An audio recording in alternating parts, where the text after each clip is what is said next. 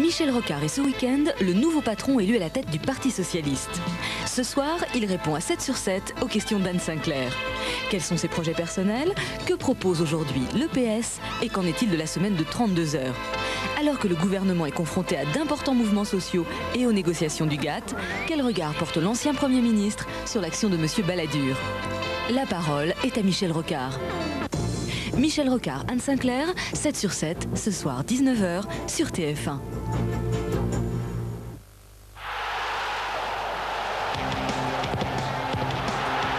Téléfoot et les magasins Leroy Merlin, une équipe pour réussir.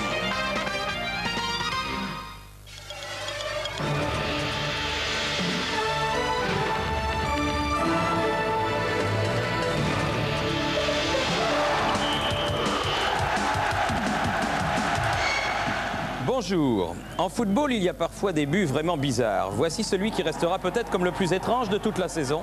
Papura, le numéro 5 de Craiova, dégage sur son partenaire Kalin. Lung est battu. C'est un but en faveur du PSG marqué par les Roumains de Craiova contre leur camp. On le revoit, en fait, c'est un but doublement, même triplement contre son camp. Kalin a toutes les raisons d'être surpris. Quant à nous, rebonjour messieurs, nous avons beaucoup de raisons d'être satisfaits, d'être contents, même le foot français a bien marché Frédéric cette semaine. Oui, en Coupe d'Europe, bonjour Thierry, bonjour Pascal, effectivement, 3 matchs, 3 victoires, c'est bien, même si les 3 clubs français jouaient sur leur terrain. En fait, c'est pour Bordeaux que ce sera le plus compliqué au match retour, on voit tout ça dans le détail avec Philippe Pouy et Hervé Matou. La surprise du deuxième tour de la Coupe des Champions est venue de Manchester où sur sa pelouse United rencontrait Galatasaray. Départ canon des Anglais. 3e minute, passe de Cantona, frappe de Robson, 1-0 pour Manchester. Et ce n'est pas tout. 13e minute, sur ce corner, Akan marque contre son camp. Après un quart d'heure de jeu, donc, la qualification des coéquipiers de Cantona ne fait plus l'ombre d'un doute. Mais en football, il faut toujours rester méfiant. 16e minute. Arif réussit une superbe frappe croisée de 25 mètres. Beau plongeon de Schmeichel, mais inutile. Le tir d'Arif est exceptionnel. Beaucoup de buts dans ce match. À la demi-heure de jeu, c'est Pallister qui surprend son gardien. Kubilay, lui, n'a plus qu'à pousser le ballon au fond. 2-2, c'est le score à la mi-temps. La surprise, c'est pour un petit peu plus tard. 63e minute, tir d'Arif sur le poteau. Et une nouvelle fois, Kubilay a bien suivi. 3-2 pour Galatasaray. Incroyable retournement de situation et belle leçon d'efficacité de la part de cette équipe turque, à moins que ce ne soit les stars anglaises qui ne l'aient joué trop facile. La suite est moins brillante, Schmeichel est obligé de faire la police lui-même. Les quelques supporters turcs noyés parmi les 40 000 spectateurs d'Old Trafford ont sans doute cru nécessaire de manifester leur joie sur le terrain. Pour les joueurs de Galatasaray, cela semblait naturel. Pour le service d'ordre anglais, ça l'est beaucoup moins. Comique et inquiétante à la fois.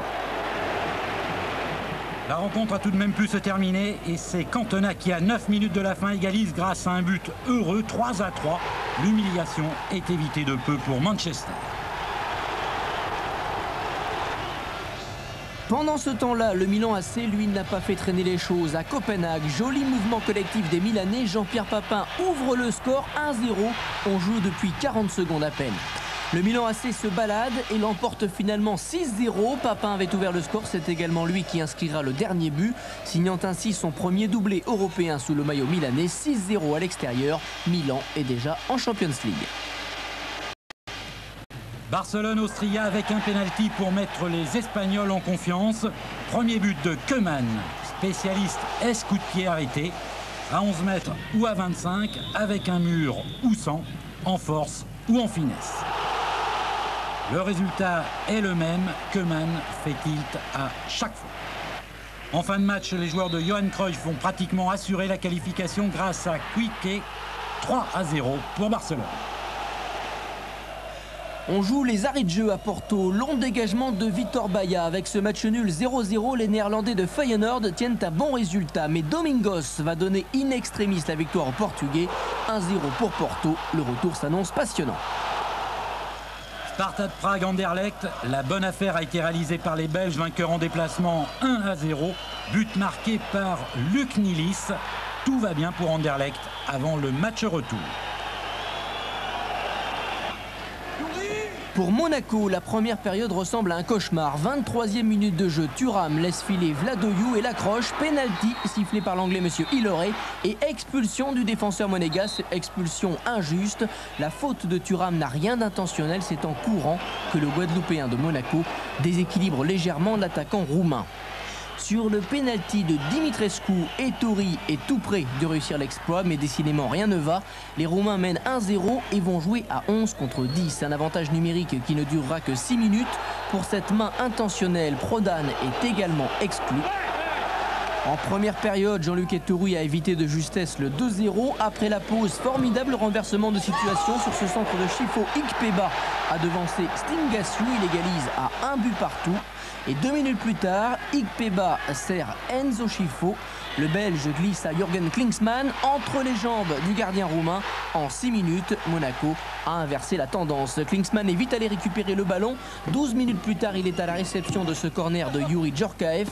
Deuxième but de l'Allemand de Monaco et 3-1 pour les hommes d'Arsène Wenger qui, à un quart d'heure de la fin, se donne une bonne marge de sécurité grâce à un nouveau coup de tête de Victor Ikpeba. Après les matchs allés, la Champions League prend tournure. Le Werder de Brême et le Spartak de Moscou ont eux aussi pris une sérieuse option sur la qualification.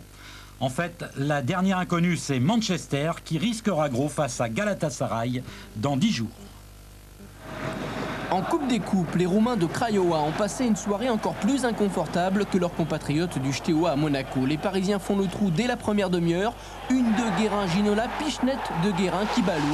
1-0 pour le PSG. Sur ce centre de Colletter, M. Motram, qui arbitrera le prochain France-Bulgarie, accorde un pénalty à Bravo. Ginola le tire en force et à ras de terre, c'est imparable. 2-0 pour les Parisiens à la mi-temps. Le troisième but du PSG est un véritable gag. Lung va repousser le danger, mais la défense roumaine panique. Dégagement dans le dos de Kaline qui marque contre son camp 3-0. C'est également à la suite d'une grosse erreur défensive que Valdo prend tout le monde de vitesse et s'en va battre Lung pour la 4e fois.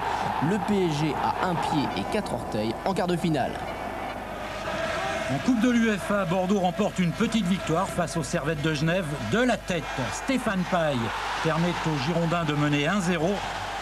Les joueurs de Roland Courbis sont dominés, mais cela ne les a pas empêchés d'encaisser un but marqué par le rapide et brillant Anderson, le Brésilien de Genève. Il a pris Santos de vitesse et permis aux Servettes de réaliser un bon résultat à Bordeaux, même si dans la minute qui a suivi, Philippe Verpruis a donné la victoire aux Bordelais 2-1. Retour périlleux tout de même. Enfin, dans la série, il n'y a plus de petites équipes. L'Inter de Milan en Coupe de l'UEFA doit se contenter d'un petit but de Bergkamp pour battre les Chypriotes de Limassol 1-0.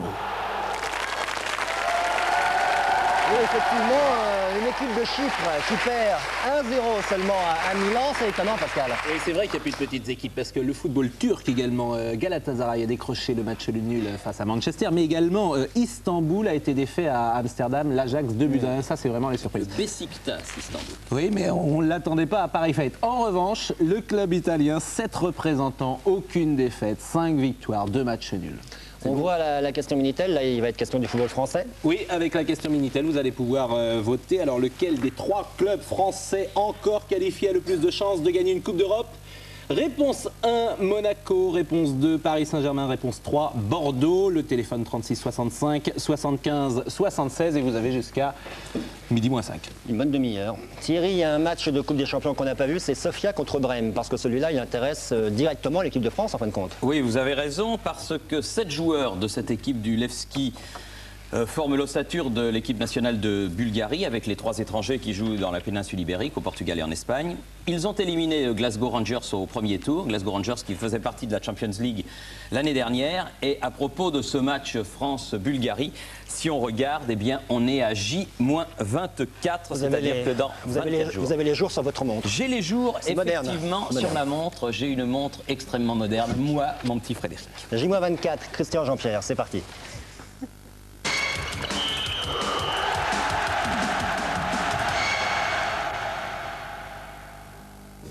Le 15 octobre, la presse bulgare a commenté avec ferveur la défaite française. En plein centre de Paris, les coqs étaient déplumés par les Israéliens. Et pourtant, Eric Cantona était venu spécialement pour empêcher la perte honteuse des siens. Désormais, nous devons vaincre. En l'espace d'un mois, le football bulgare a retrouvé le moral. 2 explications à cela. La défaite de l'équipe de France et l'excellente performance du Levski Sofia en Coupe d'Europe des clubs champions lors du premier tour. Battus 3-2 en Écosse par les Glasgow Rangers, les Bulgares ont arraché leur qualification au match retour. Smith, l'entraîneur des Rangers, n'est sans doute pas prêt d'oublier cette rencontre. Nous sommes dans les arrêts de jeu. Glasgow est qualifié quand Nikolai Todorov, l'ex-canois, frappe de 25 mètres. Un but splendide, pleine lucarne, qui bouleverse les joueurs, le public et le calendrier des matchs de championnat, d'où une certaine polémique. La fédération nous fait jouer une rencontre toutes les 48 heures, c'est stupide. On est prêt à boycotter le match contre la France si le calendrier n'est pas aménagé. 7 joueurs de l'équipe nationale sont concernés. La fédération a 1 mois pour réagir, mais on imagine mal la Bulgarie venir en France sans l'ossature du Levski Sofia. Les joueurs du Levski ont raison sur le fond, mais j'espère qu'ils feront passer l'intérêt de la Bulgarie avant celui de la France. Vous serez au Parc des Princes le 18 novembre? Non, je regarderai le match à la télévision. En revanche, j'irai aux États-Unis parce que les Bulgares vont gagner à Paris. Sur son terrain, face au Werder de Brême mercredi, le Levski a connu bien des difficultés. Les Bulgares ont encaissé 2 buts en 2 minutes. Bod et Ruffer ont profité de manière similaire de certains boulevards laissés par Sofia, notamment sur le flanc droit de la défense. Les futurs adversaires de l'équipe de France ont au cours de ce match très mal joué le hors-jeu, c'est plutôt rassurant. Ce qui l'est moins en revanche, c'est la rage de vaincre de certains internationaux bien décidés à montrer à l'Europe du football leur qualité. Exemple Yankov, le numéro 6, ce milieu de terrain défensif s'entend très bien avec Sirakov, un ex-Lensois qui ne doute de rien. Pour nous, ce match contre la France est un véritable cadeau du ciel, un cadeau de Dieu, et on compte bien en profiter. Menés 2-1 par le Werder de Brême, les Bulgares sont parvenus à égaliser grâce à un défenseur qui sera au Parc des Princes, Oubchev. Comme face aux Glasgow Rangers, ce but a été marqué pendant les arrêts de jeu, qu'on se le dise. Le 18 novembre, les Bulgares joueront jusqu'à la dernière minute. Ce match, il aura lieu, non pas le 18, mais le 17 novembre au Parc des Princes, donc dans 24 jours. Et la location ne se fera qu'à un seul endroit, c'est-à-dire au Parc des Princes, à partir du 7 novembre. Vous notez bien, à partir du 7 novembre, à 9 h du matin, si vous voulez acheter des places pour ce match. Et là, il n'y a pas de doute, le Parc des Princes sera beaucoup trop petit. On laisse passer une première page de pub et on se retrouve avec tous nos invités pour la suite de Téléfoot. À tout de suite.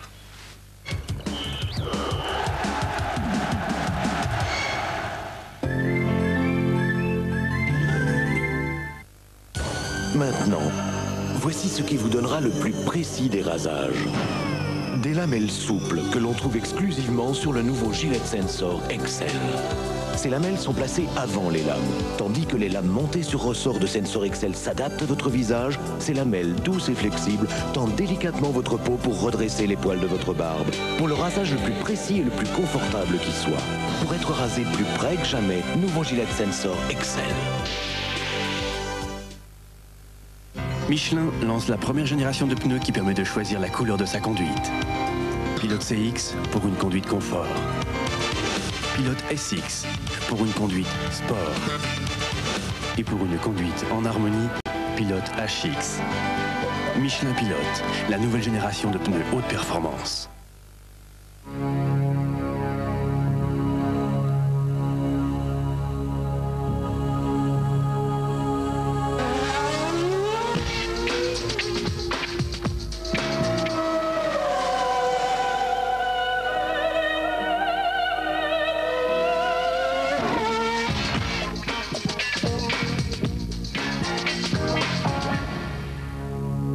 Pioneer, système changeur de disque compact pour voiture. Je viens de lire ce que pense la presse de la nouvelle Saab 900. C'est l'unanimité. Tout le monde pense qu'il s'agit d'une voiture exceptionnelle à conduire, décidément très Saab. Essayez la nouvelle Saab 900. Tapez 3615 Saab.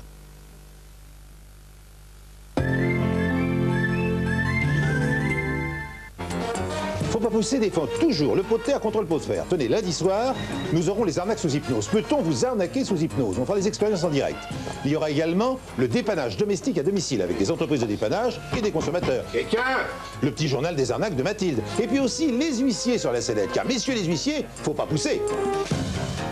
Faut pas pousser, présenté par Pierre Bellemare, lundi 22h45 sur TF1.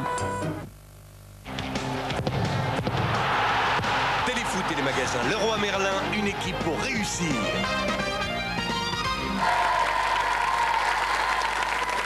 On en vient maintenant au championnat. C'était la 14e journée ce week-end. Marseille, après sa suspension, retrouvait donc le stade Vélodrome où c'était également la dernière apparition d'Alan Boxic. Marseille-Sochaux avec la phénoménale Marianne Macot.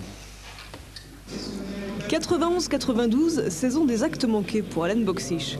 Il se croyait marseillais, l'OM ne le fait pas jouer et le prête au bout de 6 mois à Cannes. Et là, manque de chance, la lettre de sortie de Yougoslavie ne l'autorise pas à jouer ailleurs qu'à Marseille. Un petit match et puis s'en va. Il suivra le reste du championnat des tribunes. 92-93, sa soif de jouer l'envoie vers les sommets. Il devient meilleur buteur de la saison avec 23 buts marqués et ceci sans jamais tirer de pénalty. Son parcours en Coupe d'Europe est encore plus époustouflant, 6 buts marqués en 8 matchs seulement, dont 3 buts décisifs pour la victoire ou la qualification de son équipe. À Bruges, il permet à l'OM de participer à la finale de la Coupe d'Europe des clubs champions. Il marque l'unique but de la partie. Hier soir, sous les yeux de la famille Angloma, l'OM retrouve après un mois son stade Vélodrome et attaque avec Stojkovic, Voller et Boxic. Le voilà, Stojkovic, il trouve la tête de Bogossian. Le match est ouvert et Sochaux s'infiltre aussi assez rapidement vers le but de Barthez, grâce ici à Clément. Tir bien cadré, mais pas assez dangereux. Voller glisse lui en retrait sur Bogossian. On a retrouvé ce joueur bien souvent offensif lors de ce match. Marseille attaque encore par l'intermédiaire de Rudi Voller. Boxic souhaiterait inscrire son 4e but pour quitter le Vélodrome en beauté, mais là il touche le petit filet. Deuxième période, Fugier a remplacé Angloma, touché au pied. De Wilder pour Sochaux, lance cross, seul devant Barthez et heureusement pour l'OM, il rate sa reprise. Réaction des Blancs et motivation extrême pour Alan Boxic, mais Stéphane Cassard lui barre la route. Sochaux fait alors entrer son poison maison, Alain Caveglia. On le retrouve rapidement en action. Darras le lance ici. Il se retrouve seul devant Fabien Barthez, tente de lui passer entre les jambes la balle, mais celui-ci réussit à enrayer le tir. Suit l'un des innombrables corners de Stojkovic. Prunier dévie au deuxième poteau. C'est son 2e but de la saison. Près d'une heure de jeu et l'OM mène 1-0. Stojkovic à nouveau au coin. Objectif toujours Prunier, de drôles de ricochets font croire au but, mais en disséquant l'image, on constate que Cassard a envoyé la balle sous la barre, sans conséquence. Sochaux, à 7 minutes de la fin, surprend Marseille par l'intermédiaire de Caveglia. Il passe de Sailly, grand pont sur Fugier et service sur un plateau pour Voss. Égalisation pour Sochaux, un partout, on en reste là. Les adieux d'Alan Boxic au stade Vélodrome comportent un petit goût d'amertume. Marseille a perdu hier soir 1 point. Plus embêtant, le Croate s'en va quand Rudi Voller se blesse. Il se démet pour la 4e fois l'épaule. On prévoit une absence de 3 semaines et une opération est envisagée. Bien sûr qu'il tombe mal, l'OM n'a pris qu'un seul point sur ses 2 dernières rencontres au stade Vélodrome. En fait, c'est plus tout à fait l'OM, on a l'impression. Et depuis 5 ans, c'est la première fois après 14 matchs que l'OM a si peu de points. 17 points, alors que l'année dernière, l'OM en avait 18. Et l'année dernière, déjà, c'était pas une des meilleures saisons de l'OM. L'OM avait été 3 fois leader sur les 5 dernières années. Là, ils sont 5e. Mais là, ils ont un match en retard. Un match en retard. Contre Montpellier, qui sera joué le 24 novembre, je crois, enfin fin novembre. Et l'autre match en retard sera joué le 2 novembre. On va passer à Bordeaux-Angers, donc en compagnie de Vincent Hardy. Vincent Hardy qui avait emmené Huard et Lizarazu faire du jet ski, vous vous en souvenez, l'année dernière. Et bien là, il a pris sous sa manche plusieurs Bordelais et les a emmenés participer à un sport qui est spectaculaire, mais je vous rassure, pas dangereux du tout. Bordeaux-Angers, Vincent Hardy.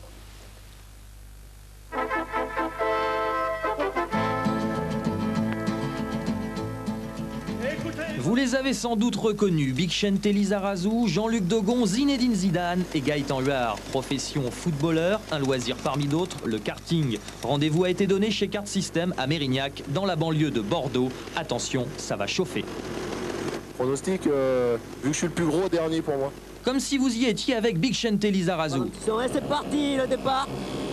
Gaëtan Huard à la sauce. Premier virage. Gaëtan veut tout péter, je le sens. Ça dérape. Gaëtan à la pêche. Zizou est en tête. Pas pour longtemps, un tour plus tard, Lisa précède Zizou alias Zinedine Zidane. Derrière, Jean-Luc Dogon et Gaëtan Huard s'amusent, petit coucou à la caméra. Devant, Bigchente Lizarazu résiste à Zinedine Zidane. Ses partenaires ne le reverront qu'une fois la ligne d'arrivée franchie.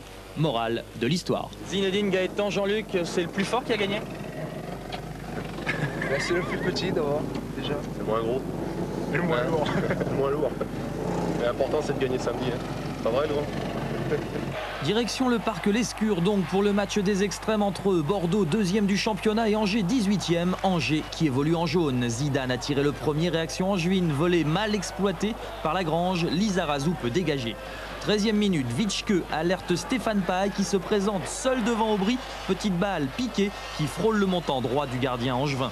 Un quart d'heure de jeu, Vercruis hérite d'un bon ballon mais bute sur un excellent Jean-Marie Aubry. Habituellement, Philippe Vercruis porte le numéro 13. Hier soir, il avait le 4 et ce pour la première fois de sa carrière. Depuis la semaine dernière et à l'initiative de la Ligue nationale, les joueurs qui débutent le match doivent être numérotés de 1 à 11. Paille s'est encore signalé. On va le retrouver quelques secondes avant la pause. Guérit intercepte, relais avec Vercruis qui décale parfaitement Stéphane Paille. Le lob de l'ancien Canet est dosé au millimètre. Bordeaux mène 1-0 à la mi-temps. 4e but en championnat pour Stéphane Paille cette saison. A noter côté girondin les absences de Dogon et du Gary blessé, de Dibs suspendu et de Santos qu'un différent a opposé hier à Roland Courbis. Angers ne ferme jamais le jeu, Stefanini inquiète la défense bordelaise dès la reprise. Coup franc de Crossi pour Bordeaux, ballon délicat mais bien négocié par Aubry. 80e minute, Lizarazu déjà averti écope d'un nouvel avertissement. Jaune plus jaune égale rouge. Monsieur Sars expulse le jeune international. La dernière occasion sera bordelaise. Vercruis échoue devant Aubry. Bordeaux s'impose 1-0 et renoue avec la victoire en championnat. 5 matchs à présent et on va commencer par Toulouse-Lyon. Étonnant le parcours lyonnais, ils ont du mal à démarrer, ça ne va pas très fort du côté de l'Olympique lyonnais. Et puis avec Pascal Praud, nous allons voir d'autres rencontres, mais on commence par Toulouse-Lyon. Une équipe toulousaine sur sa pelouse du Stadium qui avait bien besoin d'un succès et qui démarre bien la rencontre puisque dès la 4e minute, Bancarel efface Olmeta et permet à Toulouse de mener 1-0. C'est superbement joué de la part des attaquants toulousains qui étaient en verve hier soir et qui vont continuer à bien se comporter, récupérant beaucoup de ballons au milieu du terrain, et notamment celui-là. Bien joué Bancarel, encore une fois. Cette fois-ci, c'est Debev qui est démarqué. 2-0, on joue la 46e minute, c'est-à-dire la première minute de la deuxième mi-temps. C'est-à-dire que les Toulousains ont commencé comme il le fallait leur demi-temps, marquant à chaque fois un but qui les a mis hors de portée d'une équipe lyonnaise qui doit maintenant absolument réagir. Saint-Etienne est en train de trouver la bonne carburation. Mendy sur la droite, nous sommes en première période et le centre de Mendy va trouver Wolfart. Deuxième but de Wolfart depuis le début de la saison. Saint-Etienne 1, Metz 0. Le centre de Mendy, la reprise de Wolfart qui bat Songoz. Réaction Messine avec un superbe coup franc du numéro 10, Patrice Hérault. Et puis en fin de rencontre, encore une occasion, une belle occasion pour Wolfart devant Songoz, puis Moravchik. Saint-Etienne l'emporte 1-0. Le Havre recevait Lens au stade de Chazot.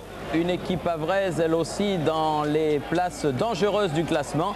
Pascual se met en valeur, mais la balle est détournée au dernier moment. Le corner ne donnera rien. Le Havre, toujours offensif. Un bon ballon de Gourouli pour Teddy Bertin. Et 1-0, 32e minute. C'est bien fait de la part de Teddy Bertin, l'une des belles frappes du championnat de première division. La deuxième période démarrera à fond pour le Racing Club de Lens et un joli but aussi de Roger Boli. Résultat nul donc entre Le Havre et Lens, Roger Boli ayant répondu à Teddy Bertin. La dernière occasion sera pour les Havrais, encore pour Gourouli, mais le poteau sauvera Varmuz. Match nul, un but partout. Une seule victoire pour Lille depuis le départ de la saison à domicile et les Lillois qui vont encore avoir des occasions sans pourtant concrétiser. Bon alerte ici avec ce centre de Hansen. Montpellier n'a jamais gagné à l'extérieur et Montpellier aussi va se créer de bonnes occasions. Tout d'abord Fabrice Divert sur ce centre de Hazanovic. Corner de nouveau d'Hazanovic. Bonicel sur la droite pour Loret et regardez bien l'occasion vendangée par Divert. 0-0, score final. Strasbourg-Caen, ça n'était pas le soir de Hubert Germain, le défenseur de Caen. 55e minute, faute sur Keller. Monsieur Dependis indique le point de pénalty, tout en finesse pour le Boeuf. Et en deux temps, 1-0 pour Strasbourg. C'était vendredi soir. Encore Germain, cette fois-ci faute sur Azek. Coup de sifflet de Monsieur Dependis, nouveau pénalty. Et le Boeuf, cette fois-ci à ras de terre et au milieu comme Niskens. 2-0. Et en fin de match, 82e minute, faute sur Bouafia, toujours Germain. Là, c'est Bels qui se charge de tirer le pénalty, repoussé par Dutruel, mais le Boeuf est à l'affût. 3-0, hat-trick de pénalty. Alors les enseignements, à votre avis, de cette 14e journée, Pascal? Vous l'avez dit, à Lyon, ça marche vraiment mal. 5 défaites en 8 matchs à l'extérieur. Évidemment, Lyon, c'est un problème. D'ailleurs, Abedi Pelé disait curieusement dans une interview dans notre journal, au journal L'Équipe vendredi, qu'il n'avait jamais joué dans une équipe aussi faible. Et puis Saint-Etienne, c'est le retour, on l'a dit. Et la semaine prochaine, vendredi, un match important entre Lyon et Saint-Etienne. Alors ça sera l'occasion de mettre les pendules à l'heure. En attendant, on passe à un match qui opposait les deux équipes éliminées en Coupe d'Europe, Nantes et Auxerre. Ce sont les Auxerrois qui semblent avoir le mieux digéré leur élimination. Christian Jean-Pierre était là-bas à la Beaujoire. On ne s'est pas ennuyé hier soir à la Beaujoire lors de ce match entre les deux meilleurs centres de formation de France. Une première mi-temps équilibrée avec la une action nantaise, Yanni Pedros et Verlat qui parvient à mettre en corner. Un corner très dangereux pour le Football Club de Nantes à destination d'Eddy Capron et super barré de Bruno Martini. Eddy Capron jouait hier soir dans l'axe de la défense en lieu et place de Noureddine Naïbé. Et là, il est à deux doigts de tromper le gardien auxerrois qui sort donc sur ce corner le grand jeu. C'est la plus belle occasion des 25 premières minutes de jeu. Les Bourguignons répondent de leur côté au coup par coup. Une touche pour Martin, c'est finalement Verlat que l'on a beaucoup vu hier soir qui peut récupérer. Un bon ballon pour Coquard, il est couvert par le Disé, il peut servir Gérald de Batic, un tir à ras de terre qui trompe David Marot. Le 5e but de la saison de Batic arrive au plus mauvais moment pour Nantes, juste avant la pause. Un bon tir croisé. Les Nantais sont donc menés sur leur terrain et feront le pressing en début de seconde période. Un bon centre là de Nicolas Wedek face à Goma et coup de sifflet de Monsieur Véniel qui désigne le point de pénalty pour une faute de Sylvestre sur Lima. Monsieur Véniel, auteur d'un très bon arbitrage hier soir à la Beaujoire. Il donne ici l'occasion à Nicolas Wedek d'égaliser et l'un des meilleurs buteurs du championnat de France en profite, contre-pied parfait. Le 8e but de Wedek en 14 journées de championnat remet Nantes sur le droit chemin. Un partout, mais pas pour très longtemps, car à la suite de cette action auxerroise, menée par Saïb, Ferry tacle, mais Coquard récupère et trompe à son tour David Marot. Auxerre, devant 20 000 Nantais médusés, reprend l'avantage de 1. C'est également, tout comme Batic, le 5e but de Christophe Coquard depuis le début de la saison. Dès lors, Nantes va courir après le score. Nicolas Wedek sur le flanc droit parvient à centrer. Un bon ballon pour Reynald de Pedros qui aura une balle d'égalisation. Mais là encore, super Bruno Martini qui parvient à capter le ballon. Hier soir à la Beaujoire, l'école nantaise a été battue par une école auxerroise très réaliste. Ça suffit le pénalty, ça suffit. Vous savez, vous avez votre casse-croûte. Faut être juste dans le jeu aussi. Eh ben, Giroud, il émotive ses joueurs. Coquard a mis un beau but. Coquard, on va le retrouver pour le top but. Je crois que c'est Joël Germain. Hein, j'ai dit. Vous avez dit Hubert. Ah, c'est Joël. Rendons à Joël, ce qui n'est pas Hubert. Et on passe à Christophe Coquard. Christophe Coquard, c'est le but du top but. Celui qui a été élu par nos amis de France Soir. Les lecteurs de France Soir. Les lecteurs de France Soir, c'était la semaine dernière. Superbe but de Christophe Coquard. Auxerre a battu Monaco 4-0. Alors, entre-t-il, Thierry? Non, il n'entre pas, mais en revanche, la semaine passée, Durand est entré à la 5e place du classement général. Durand pour un joli but marqué contre Strasbourg. Vous savez, il avait marqué 2 buts. Le Marseillais, il est donc 5e. Maintenant, 4e, Tolo, l'avant-centre de Martigues. Il est dans le classement depuis pratiquement le début du championnat. Nouma, l'avant-centre de l'équipe d'espoir et du Stade Malherbe de Caen, est 3e pour cette belle frappe du gauche. Simba, pour cette bicyclette, est toujours 2e. Et le premier au classement, c'est Daniel Bravo, le Parisien, qui mène depuis maintenant plus d'un mois. Simba, 2e, a remporté donc 3 fois les 3 premiers classements du reste du top but. Nous lui rendrons hommage. La semaine prochaine, il y aura un top but, un oui-non plus exactement, le concernant. Il est rentré à un quart d'heure de la fin à l'occasion du match que livrait Monaco contre Martigues. Hier, il a remplacé Ikpeba. Il a participé à un festival offensif de Monaco. Monaco que l'on va retrouver contre Martigues en compagnie de Bernard Renaud. Étrange bipède que ce Chifo. Étrange, très très étrange personnage que cet homme au visage tantôt dissimulé par un curieux masque blanc, tantôt par des lunettes bleues. Qui est-il vraiment, ce Chifo, par qui le bonheur arrive à Monaco? Vous allez vite le savoir. 35e minute, centre Ikpeba, but du Vengeur masqué. Monaco 1, Martigues 0.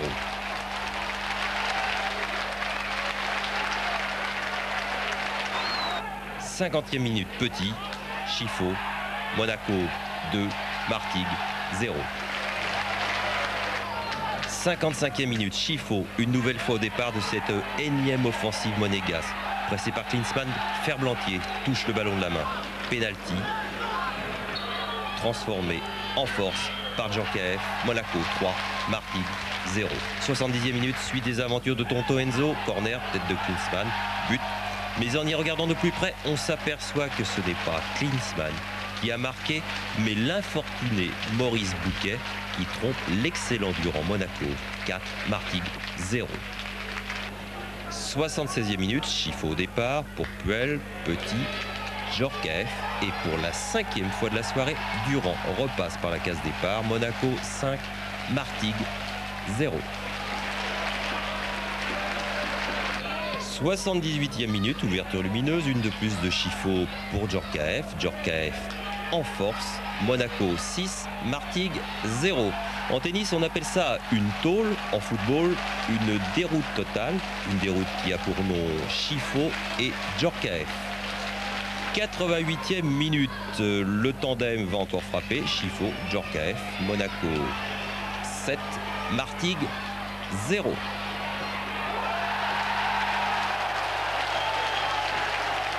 On sent que les joueurs en veulent et c'est pas par hasard qu'on gagne par des scores comme ça. On va le chercher et quand Monaco joue comme ça, il montre une face très positive. Ça, on s'est régalé, on a joué un petit peu les yeux fermés et ça c'est super, c'est encourageant pour le reste. Surtout la deuxième mi-temps, on revient sur la Coupe d'Europe, la deuxième mi-temps contre Bucarest, ça a été très déterminante pour nous et il nous a forgé peut-être un nouvel état d'esprit. Maintenant on va essayer d'être toujours concentré et ce soir on l'a prouvé.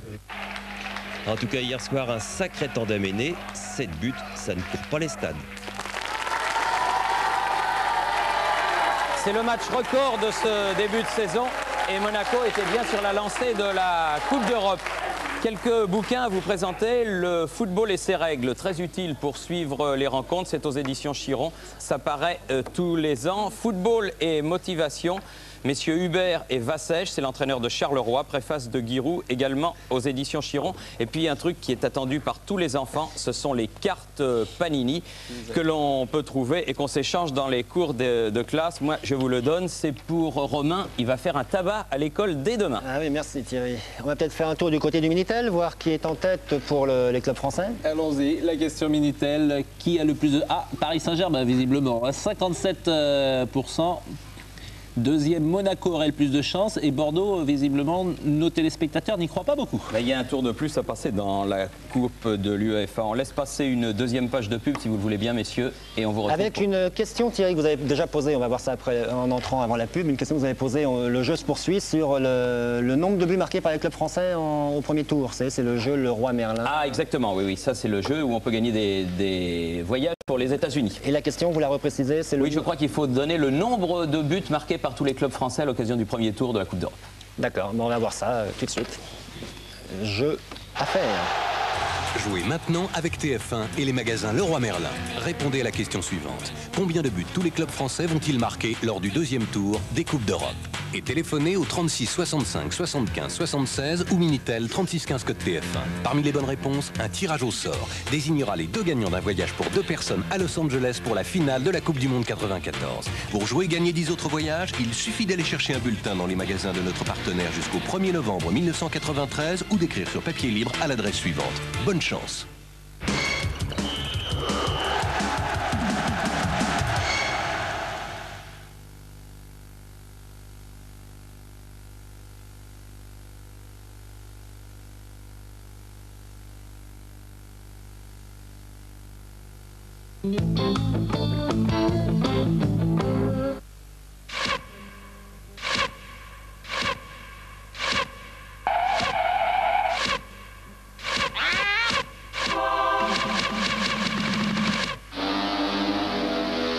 Ah, si tout dans la vie pouvait être aussi simple que Macintosh.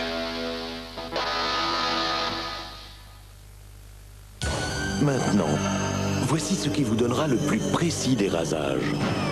Des lamelles souples que l'on trouve exclusivement sur le nouveau Gillette Sensor XL.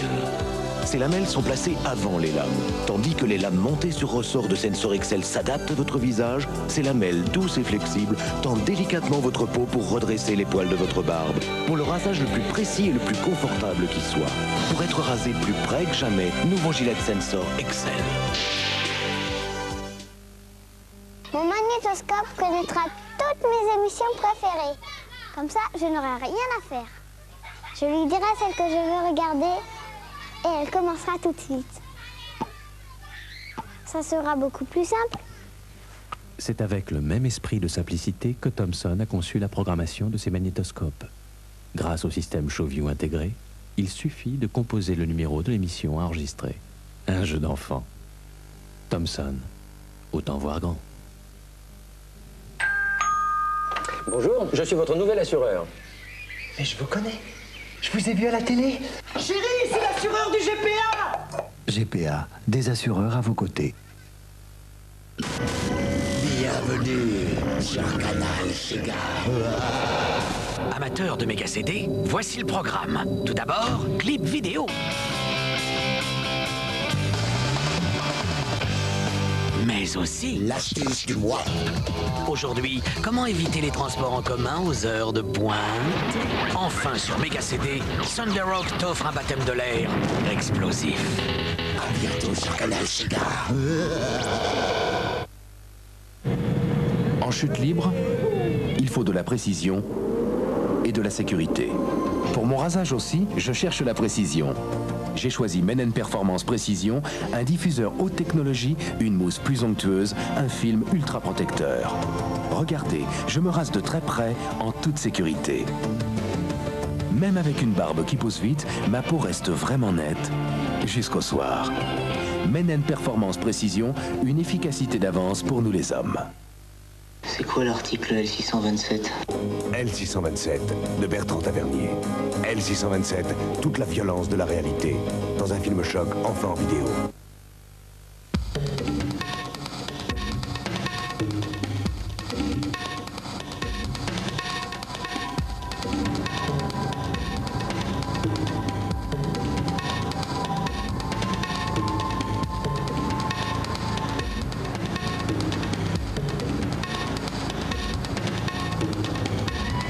Nouvelle Fiat Tipo, à partir de 65 900 francs.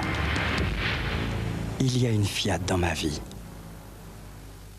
Stress, pollution, votre cuir chevelu est agressé, pellicule, cheveux ternes, et demain, chute de cheveux? La solution, c'est Pétrolane. Un complexe unique, riche en extraits naturels.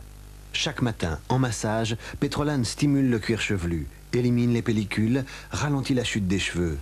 Votre cuir chevelu respire. Vos cheveux sont nets. Pour garder des cheveux plus forts, plus longtemps, lotion Petrolane. Et aujourd'hui, pour les cheveux gras, nouvelle lotion séborégulatrice.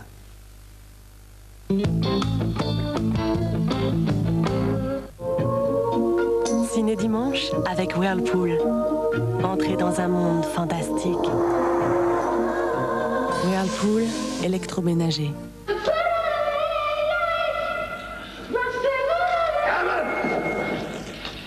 Ce mec, je veux ça pour autant que toi.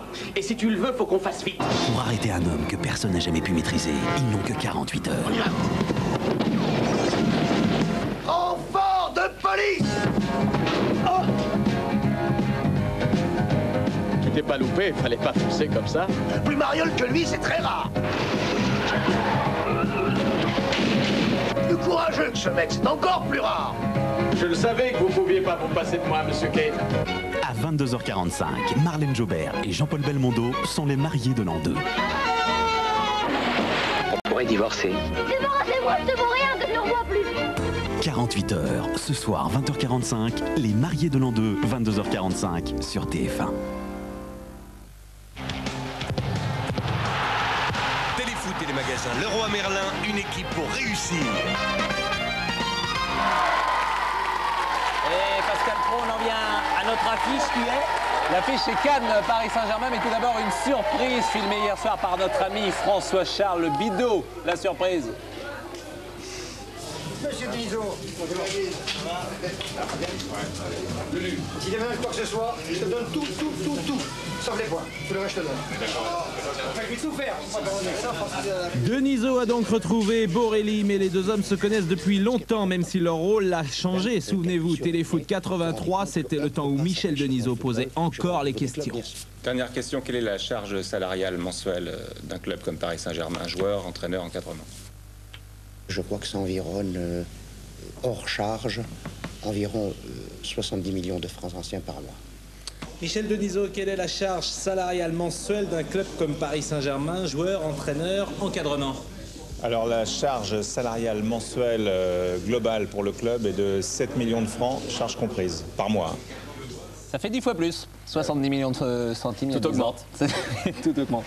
Le match d'hier soir est désuspendu beaucoup à Cannes. Ferraoui, Lambourg, Priou, Marquet, plus les absences de Banine et de Kout. Au PSG, il n'y avait pas Camboiré, Cobos, qui a toujours son coup sur la cheville. Reynaud et Calderaro, c'est parti avec les images.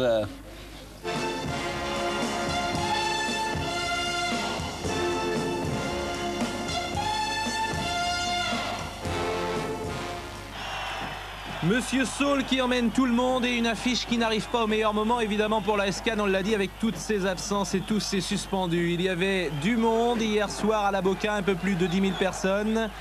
Pour voir l'AS Cannes en jaune. En jaune, ce ne sont d'ailleurs pas les couleurs originales de l'AS Cannes, mais les Cannois jouent en jaune depuis l'année passée, depuis une formidable remontée en 2e division. Quelques supporters du PSG, les deux présidents, Francis Borelli et Michel Denisot, dans les tribunes. Et ça va donc partir tout de suite avec une première transversale ici de Roche pour Ginola. Faute de Lestage sur Ginola. Monsieur Sola sifflé, le maçon place son mur et au coup de pied arrêté côté parisien. Valdo en retrait pour Guérin, la défense cannoise qui joue le hors-jeu. Guérin qui en profite plat du pied après 5 minutes. Paris Saint-Germain 1, Cannes 0 et une erreur sans doute défensive des Cannois qui montent tous. Bien vu, bien joué de la part de Guérin qui en profite. C'est son 2e but depuis le début de saison. Et c'est toujours dangereux bien sûr de jouer le hors-jeu de cette manière-là. Guérin lui est intelligent, il en a profité. Et un peu comme à Metz la semaine passée, très rapidement le PSG fait la décision. Et les Parisiens ne sont jamais meilleurs que lorsqu'ils mènent à la marque. Ils n'ont plus qu'à attendre et attendre. Ils vont le faire durant 80 minutes, ils vont faire mieux qu'attendre en fait, puisqu'ils vont contrôler le jeu durant toute cette partie. Rail sur la droite, Sassus qui a débordé, en retrait, Valdo superbe reprise de Valdo qui est passé sur la droite du but de Lemasson. C'est la deuxième occasion de la partie et elle est une nouvelle fois parisienne. Jean-Michel Moutier, dans le staff parisien, regrettait simplement après le match de ne pas tuer la rencontre lorsque le PSG en a l'occasion. Ici, encore un tir de Ginola et hier soir, le PSG a eu l'occasion de tuer le match. En fait, c'est la seule petite remarque que l'on peut faire aux joueurs d'Arthur Georges. Madar dans la surface de réparation, Ricardo qui est intervenu. Fernandez sait sans doute qu'il n'y a pas pénalty, il ne proteste pas et de fait avec le ralenti, tacle impeccable de Ricardo qui a été, mais c'est un pléonasme de le dire, qui a été très bon hier soir au sein de la défense parisienne. Ricardo devant Lama, Colletter qui dégage, récupération Durix qui avait tenté de surprendre Bernard Lama. Et il a peur, Michel Denisot. Et pourtant, le Paris Saint-Germain n'est pas véritablement inquiété. Le PSG qui maîtrise toute cette première mi-temps. Durix, Lama et Monsieur Saul qui avait sifflé un coup franc pour le gardien parisien, alors que Madar avait ensuite expédié le ballon sur la barre transversale, mais c'était après le coup de sifflet de Monsieur Saul. Durix au milieu du terrain, Lestage en parzouniant talonnade, ballon de Durix pour Madar et Ricardo de l'extérieur du pied gauche qui a dégagé.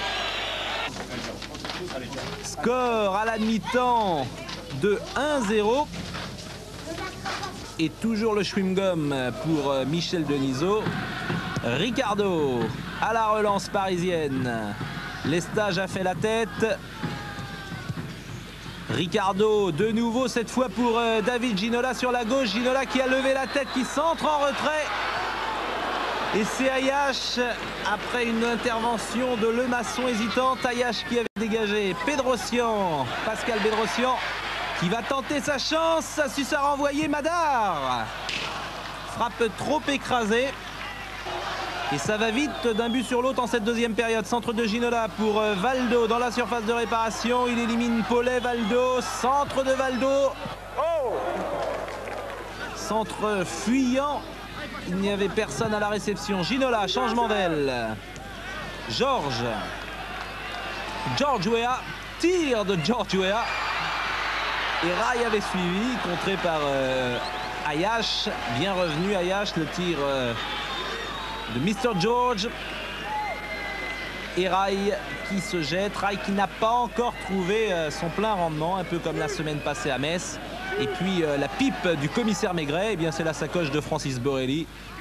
L'un ne va pas sans l'autre. Mikou, Autocoré, reprise d'Autocoré. C'était Sauvaget qui lui avait donné le ballon. Luis Fernandez a fait rentrer ses deux remplaçants. Autocoré, nouveau venu sur la croisette depuis quelques jours. C'est le joker de Luis Fernandez.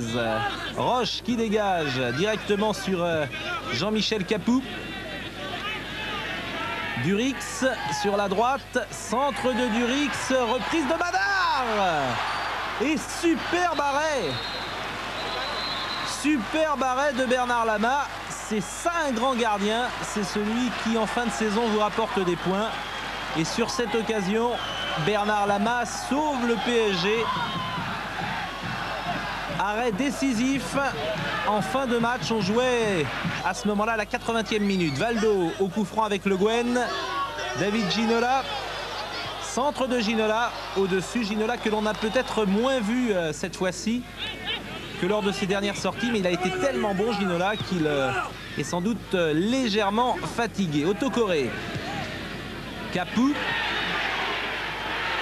Mikou. Centre de Mikou et une nouvelle tête. Plus facile celle-là à prendre sans doute d'Autocoré. Ça chauffe en cette fin de rencontre. Le centre de Mikou, la tête d'Autocoré, ça chauffe. Mais il y a à Paris un grand gardien d'abord, une bonne défense impériale hier soir. Et puis un meneur de jeu qui a été étincelant, en l'occurrence Valdo. Score final en tout cas 1-0. Francis Borelli a récupéré la pochette. Et il va reconnaître très sport après le match la victoire du PSG. Non, sans même si on passe 100%, on voit bien qu'il est prudent et tout. Belle équipe, rien à dire. C'est ce que je veux dire ici. Merci, c'est la vérité. C'est la tienne aussi. C'est gentil. Ah non, c'est vrai. Franchement, c'est une équipe magnifique dans tous les niveaux, de Valdo, de Gino, de Vera. Franchement, c'est difficile à surprendre. Le PSG continue, deuxième victoire consécutive à l'extérieur. Vendredi, ce sera au Parc face à Nantes.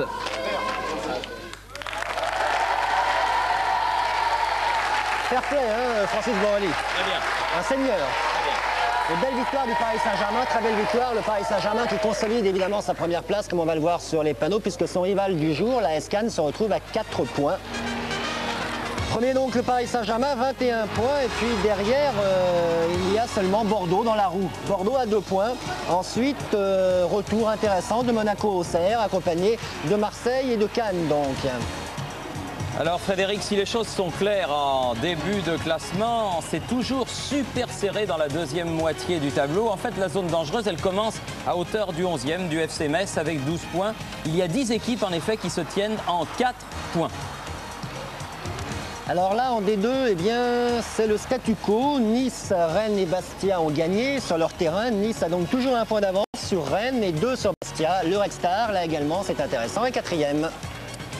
National 1A, Cherbourg gagne à Aubervilliers, c'est une belle performance. Et Créteil s'impose face au Paris Football Club. Le derby Brest-Lorient a fait 0-0.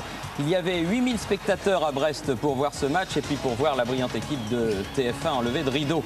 Guingamp a battu Noisy-le-Sec de peu et Guingamp est toujours en tête. Amiens est à 3 points, Créteil à 4 et Saint-Leu à 5. Dans le groupe B, oui, Châteauroux est exempt. Alors il faut vous dire pourquoi, c'est parce que Annecy a été exclu pour des problèmes financiers. Donc à chaque fois, comme il y a un nombre impair d'équipes, eh bien il y aura un exempt. Châteauroux n'a pas joué. Pourtant, Châteauroux est toujours premier avec 2 points d'avance. Voilà, vous avez donc pu voir tous ces résultats. On va pouvoir passer à la réponse de votre question. J'imagine que Paris est toujours premier. Eh bien écoutez, on va le voir. On va voir ça. Et puis ça n'a pas changé. Ah, Monaco, une petite remontée aux dépens de Bordeaux. Le PSG est largement en tête. Bordeaux, 11 points. Il va y avoir une Champions League magnifique. Hein. On a vu tout à l'heure les 8 clubs qualifiés. Peut-être. Ça sera superbe. On croise les doigts. On croise les doigts, la Coupe d'Europe, les matchs retour, c'est pour le 3 novembre. Vous n'avez rien de particulier à ajouter, non, messieurs. En tout cas, ce téléfoot était remarquablement mené. Pas de nouvelles du variété aujourd'hui? Non, le variété jouera en Coupe de France la semaine prochaine. Il joue à Chambéry aujourd'hui. Tiens, on peut montrer, avant de se quitter. Il ne joue pas à Chambéry cet après-midi. À Chambéry, exactement. À Chambéry, au profit de la fédération de Michel Platini. Si les avions pouvaient marcher, ce serait bien. Oh ben, les avions vont marcher la semaine prochaine, ça c'est sûr. On ne revienne pas dans la nuit. On vous présente la une de France Foot avec Laurent Blanc en couverture. C'est un numéro qui paraîtra mardi. Voilà, merci de nous avoir suivis. Bonne semaine. Il n'y a pas de football sur TF1 cette semaine, mais la semaine prochaine, ça va chauffer. Merci. Merci Thierry.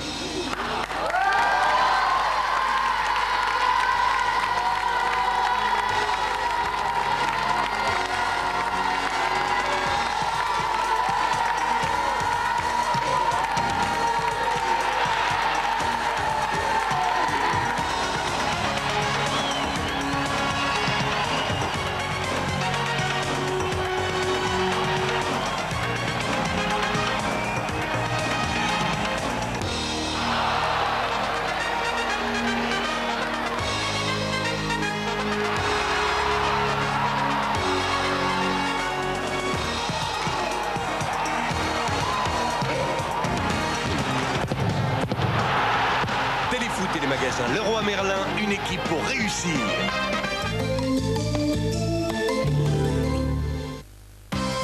Chez Speedy, les amortisseurs sont garantis 5 ans.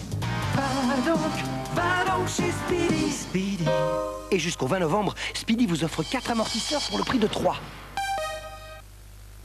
36 65 40 50, chaque jour votre horoscope en téléphonant au 36 65 40 50.